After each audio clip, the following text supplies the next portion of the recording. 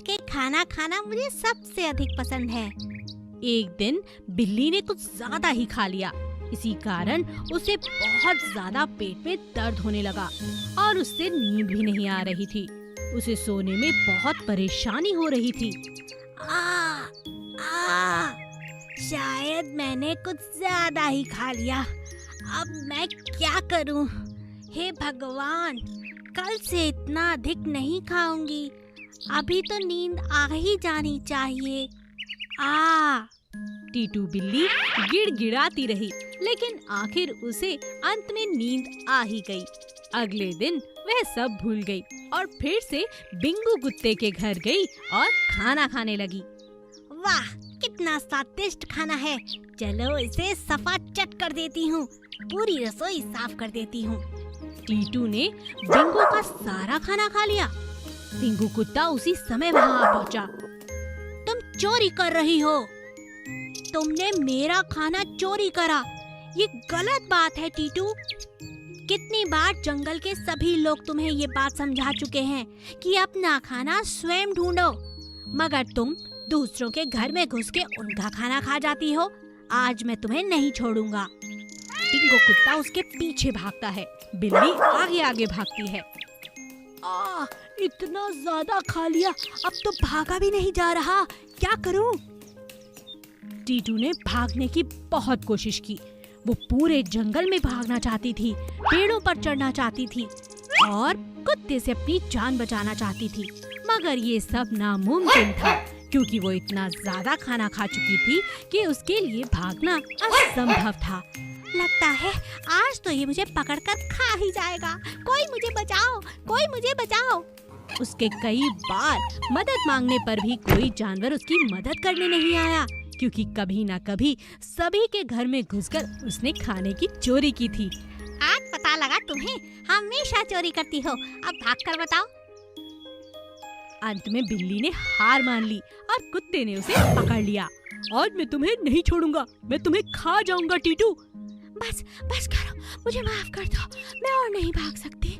मुझे माफ कर दो, मुझे माफ कर दो बिंगो। मैं आज के बाद कसम खाती हूँ, सच कहती हूँ, किसी का खाना चोरी नहीं करूँगी, मगर मुझे माफ कर दो, मुझे मत खाओ। बिंगो उसे माफ कर देता है। पहले भी तुम्हें कई जानवरों ने माफ किया, मगर तुम नहीं मानी।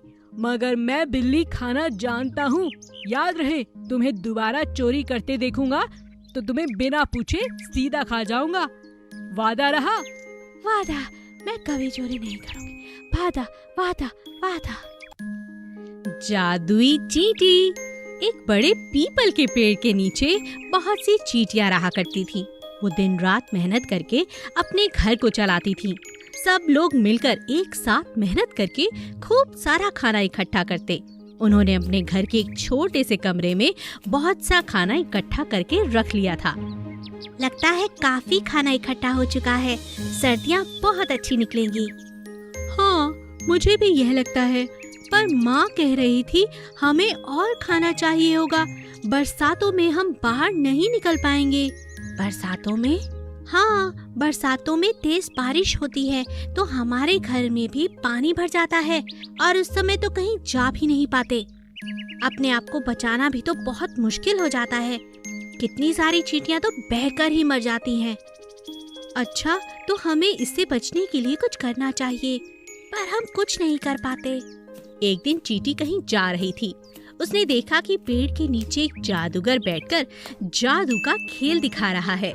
वो भी वहीं बैठकर खेल देखने लगी। देखो बच्चों, मैं इस कबूतर को जादू से गायब कर दूंगा और फिर ये मेरी टोपी में से निकलेगा। हाँ, लगता है जादूगर बड़ा मजेदार है। ये बहुत कुछ कर सकता है। क्यों ना मैं इससे मदद मांगूं? जब खेल खत्म हो गया और जादूगर अपने घर जाने लगा, तभी चींटी उस जादूगर के ऊपर चढ़ गई। जब जादूगर उस चींटी को नीचे गिराने लगा, अरे तुम मेरा पैर क्यों नहीं छोड़ रही हो? क्या तुम मुझसे कुछ बात करना चाहती हो? तो चींटी बोली, हाँ जादूगर जी, मुझे भी आपकी जादुई शक्तियाँ चाहिए। जादुई शक्ति? तुम्हें किस लिए चाहिए? बात क्या है? जादूगर जी, जब भी बरसातें होती हैं तो मेरा घर पानी में डूब जाता है और बहुत सी चींटियां मर जाती हैं। मुझे आपसे ऐसी शक्ति चाहिए जिससे मेरे बरसातों में घर न डूबे, हमारे पंख जादुई हो जाएं और हम पानी में न डूब पाएं। तुम्हारी सोच बहुत अच्छी है चींटी, मैं तुम्हारी मदद जरूर करूँगा। जादूगर ने चींटी को एक बड़ी सी टोकरी दी। बरसात में अगर इस टोकरी को पकड़कर 4 चींटियां खड़ी हो जाएं, तो तुम्हारे घर में कभी पानी नहीं आएगा, तुम हमेशा सुरक्षित रहोगी। चींटी उस टोकरी को लेकर अपने घर चली गई। घर जाकर चींटी ने बाकी चींटियों को उसके बारे में बताया।